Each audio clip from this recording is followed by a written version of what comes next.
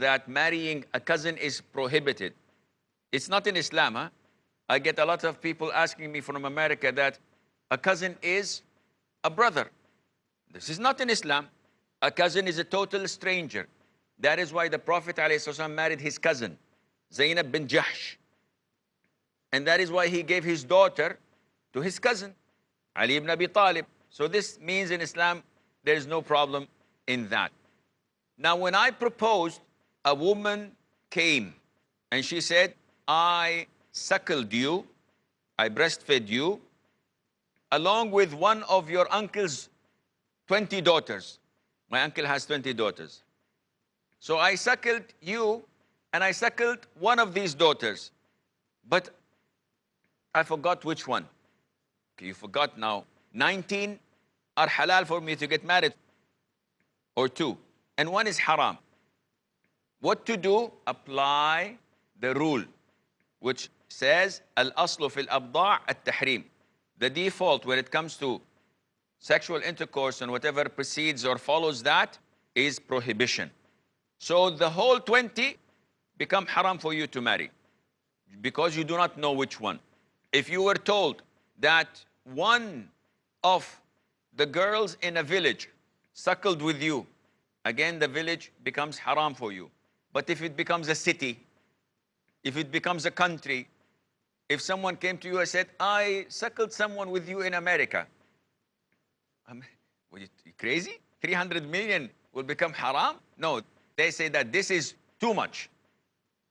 But if it is something that is limited, that can be quantified and measured, because of the other possibilities are available, then this becomes haram. So this is related to certainty, is not removed by doubt. Another rule they obtained from the main rule, certainty is not removed by doubt, is لا ينسب إلى ساكت قول ولكن السكوت في معرض الحاجة إلى البيان بيان. What does this translate to? A statement should not be attributed to anyone who is silent. So they're deliberating, they're saying you did this and you did that, and I'm not speaking. And they say, this is the evidence that he did it. No, a statement should not be attributed to someone who is silent. Rather, silence is only considered an explanation in case where an explanation is necessary. So if the judge asks someone, now he has to speak, and he said, did you kill that man? And the guy says, you did kill that man, didn't you? And he doesn't speak, he doesn't reply. So now this rule applies certainty. And certainty is, if I don't say anything, you cannot accuse me of saying something unless by not saying something you are approving it. And this is found in the case of marriage. We have something in the Sharia, yani women are either a virgin or not a virgin. Not a virgin is the one in Arabic known as thayyib. She is the one who was married before or was widowed. And now she has no husband. She is known as thayyib. And the one who had never got married before, she's known as bikr. So the Prophet tells us, alayhi salatu salam, a hadith that we can apply on this rule. And we understand this rule from it. The Prophet alayhi salatu wasalam told us that when it comes to a thayyib, when she gets a proposal, she has to speak out. But when a virgin gets a proposal, her silence is her approval. A woman who was married before is not as shy as a virgin. So that's why a woman who was divorced or widowed, and the father comes to her and says, my daughter, Mr. So-and-so has proposed to you, and he's, mashallah, wealthy and handsome and a student of knowledge and mashallah, this and that. If the thayyib, the one who was previously married, does not speak, he cannot give her in marriage. She must declare. She says yes or no. Why? Because she's not as shy as a virgin. Now, a virgin, someone who's like 17, 18, 19 years of age, the father goes and says, your cousin has proposed to you, and he is this and that, so what do you say, my daughter? And she looks in shyness and smiles and doesn't reply. The Prophet tells us that this is her consent. This was at the time of the Prophet ﷺ. Now, girls of like this say, how old is he? How much does he earn? Does he have a car? Is it convertible? Does he have this?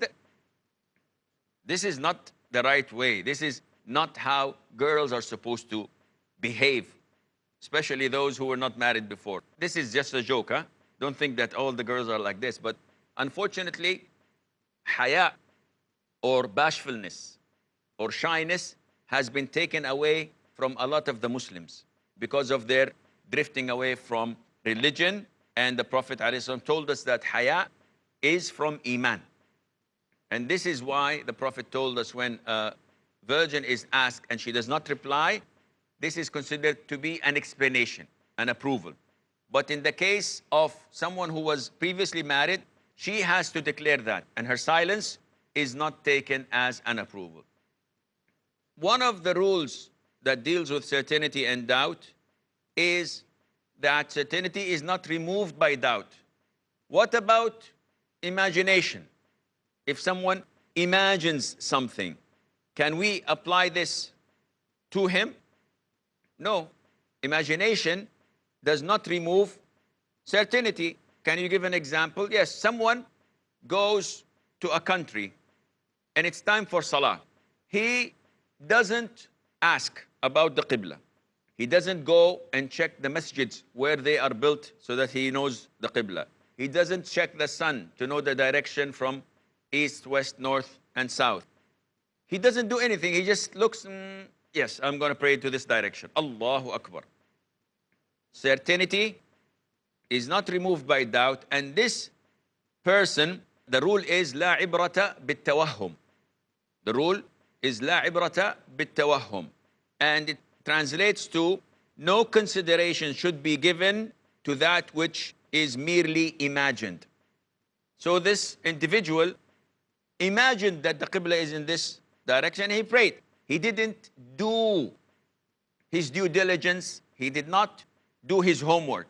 Type, what happens if I truly go to a country, no masjids, no one to ask about direction, no compass? Now all smartphones have qibla direction, but hypothetically speaking, nothing. What should I do? Should I pray or not pray? No. If you do your best, you try to think, okay, now the sun is here and it's noon, so I think the qibla is this direction. You did your homework, you tried your best, and you prayed and you discovered that your prayer was in the wrong direction. Should I repeat? No. Because you did what you almost thought that it was certain. But this individual who is only imagining, this does not have any basis, and that is why we cannot apply it. Certainty says that you cannot do this because imagination would not avail. Likewise, if a judge listens to the testimony of the witnesses and they go, the following day he has to give a verdict. And he says, no, I'm not going to give a verdict. Why, judge? He says, maybe they will come and say, we change our mind. No, this is maybe. Is it a fact or imagined? It's imagined. So you don't have the right to delay the verdict without any legitimate reason, or because someone died, you will reject his testimony, because maybe if he did not die, he would have come and said, I changed my mind. No, this is imagined. You have to apply what is certain. We have a short break. Stay tuned, and inshallah, we'll be right back.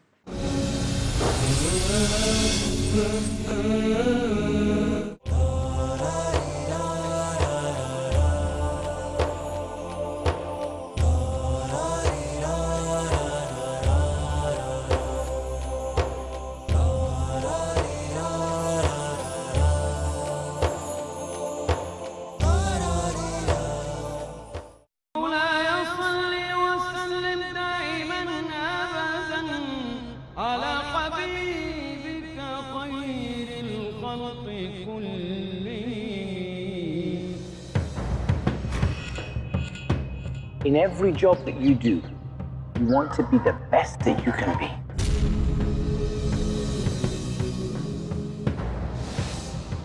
To be the best that you can be, you have to follow the example of the best that ever were.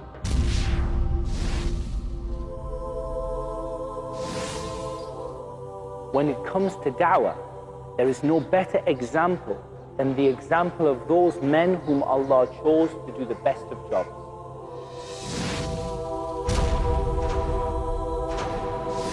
His noble prophets and messengers. Join me, Muhammad Tim Humble, as we study together the methodology of the Prophet in da'wah. Rush to adopt the matchless qualities that make the procedure of dawah extremely effective in the methodology of the prophets in dawah. Tomorrow at 11 p.m. and repeat telecast at 12 p.m. Saudi Arabia on Peace TV. Our step. The responsibility of teaching your children is yours. Our concern. And help them to change their lives. Our approach. Muslims can get seduced by the non-Muslim world. The best gift a mother can give to the baby is the breast milk. Remedy for different issues. And I'm your host, Uthman Barry. We'd like to welcome you to the program Raising Children. Get ready to know the real and valid solutions to your problems in raising children. Tonight at 7:30 p.m. and repeat telecast at 10:30 a.m. Saudi Arabia on Peace TV. Be strong, be righteous, be merciful, be honest, be bold. Just be a Muslim. Join Arib Islam in Be a Muslim every Wednesday at 4 p.m. and repeat telecast at 1:30 a.m. Saudi Arabia on Peace TV. Different people, one God. The Prophet ﷺ told us what is lawful is clear. Many beliefs united in humanity, various prejudices, justice universal. And what is unlawful is clear. Let's overcome our shortcomings to attain peace. The Prophet ﷺ left everything well explained and manifest for all of us. Dr. Muhammad Saeed. Welcome to The Prophet Teaches. Let's learn about the message of God for mankind and its exemplary implementation as The Prophet Teaches. Next on Peace TV.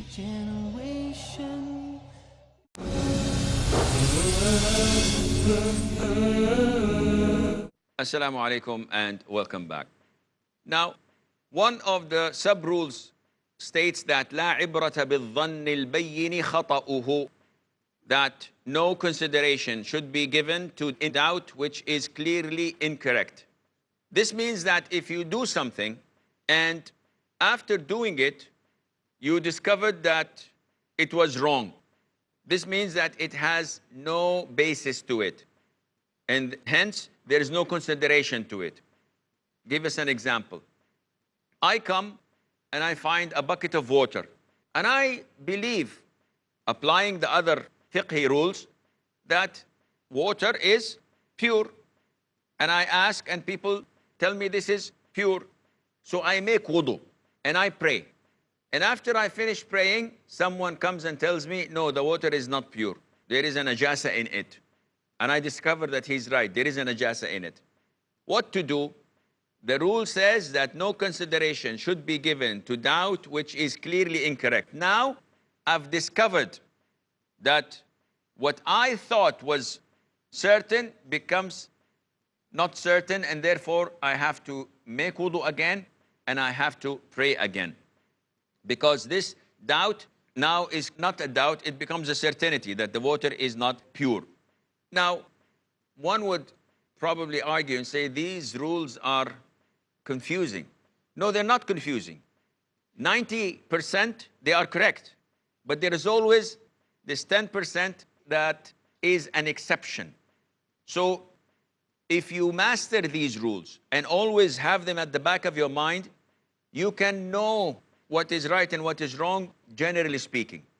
But without knowing what these rules are based on and when to apply it and when to have an exception, you cannot have that. So these rules are only beneficial for someone who has gone through fiqh, who has covered the fiqh, and then he knows that, yes, this rule 90% applies on this chapter, in this book, in this subject, but the exceptions are 1, 2, 3, 10. It becomes very easy, but as a reminder, it's a very beneficial science. The last rule says, al-mumtani'u 'adatan kal-mumtani'u haqiqah. What can't happen usually is likely what is impossible to happen. What cannot happen usually, because it's not usual, then it is as if it's impossible. And this is good for a judge, for example, because when there is an orphan and his uncle is the trustee, and the father of the orphan left a lot of money, and when the boy reached the age of 18, the judge says, transfer the money to the boy. And the uncle says, I spent all the money on him to ensure that his upbringing is good. So I spent all the money on him. And when the judge looks at the boy, he finds him that he's not well fed, not well clothed, lives in an apartment in a very bad district of the city, doesn't have any property, the bank account is 0. So this is something that is unusual. If you claim that you have spent money on that orphan, he should have been in a better situation, clothes-wise, health-wise, car, house, bank account, money. But when he has nothing, and he has nothing to show, this is usually an indication that it is not happening. And this is why it is impossible. I will not believe the uncle. The judge will not believe the uncle. So this is what means what cannot happen usually is like what is impossible to happen. Because it's not usual to spend money and not see the traces of it. Then this is impossible. What he's saying is impossible. Now, these are parts of the sub-rules that we have learned before, coming from the second major fiqhi rule, which is certainty is not removed by doubt.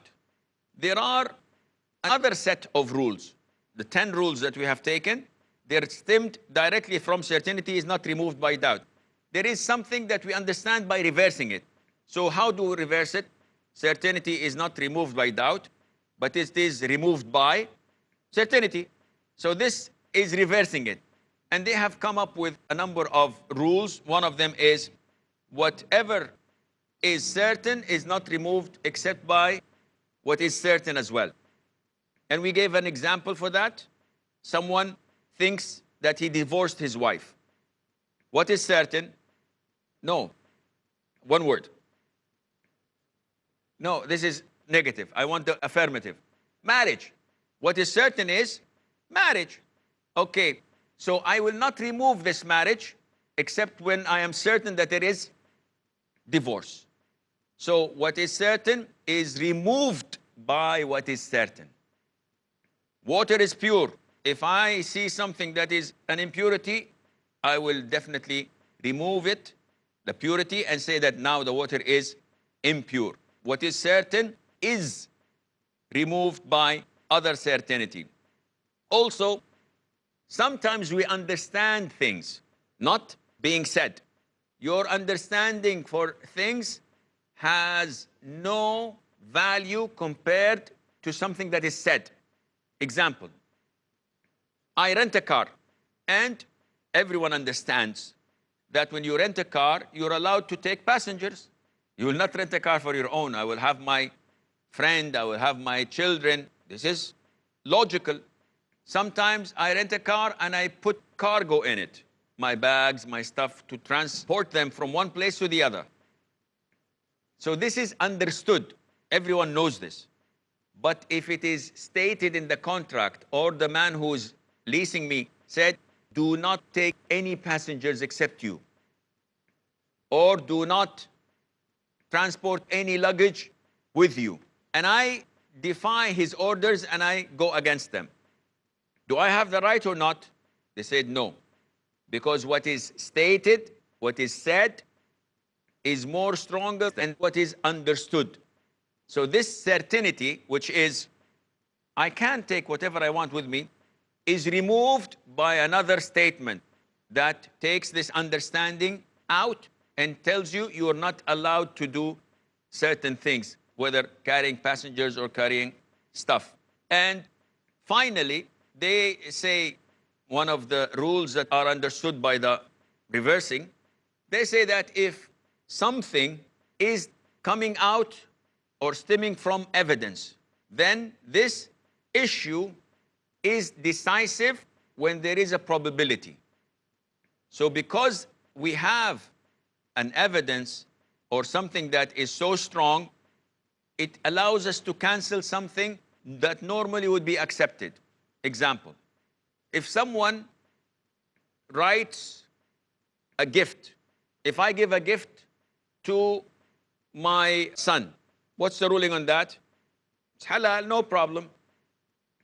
But if I give the gift on my dying bed to my son, they cancel it.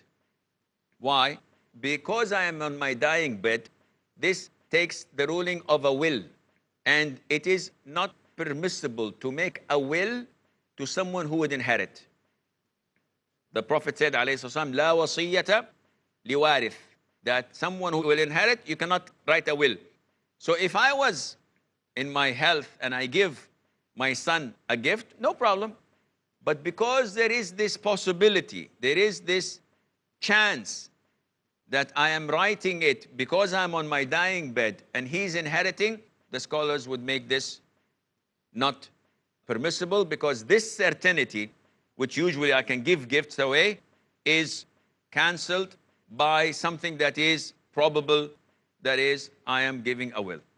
So by this we conclude, inshallah, the second major rule, which is certainty is not removed by doubt. And next time we meet, inshallah, we will talk about the third major rule. This is all the time we have. Until we meet next time, fi amanillah. Wassalamu alaikum wa rahmatullahi wa barakatuh. Ah